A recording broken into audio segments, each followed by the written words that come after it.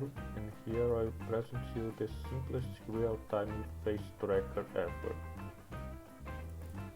It's coded in Python and uses OpenCV as I present here.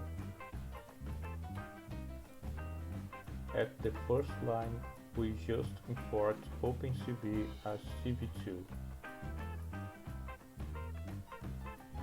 At lines 3 and 4, we just create the camera and the face detector objects. All the face tracking process is done inside the endless while loop defined at line 6. At line 7, we read a new frame from the camera.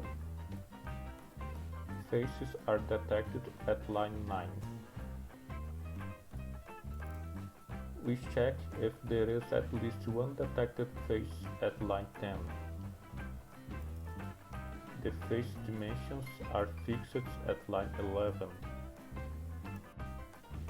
A for loop draws the face bounding box on the captured frame at lines 12 and 13. At line 15, we display the image with the bounding box. We check if user presses the Q key on the keyboard and finish the loop if so at line 16 and 17. Line 19 releases the camera, and we close the window at the last line. Now we can build our own face tracking application by using this code as reference. So let's have some fun.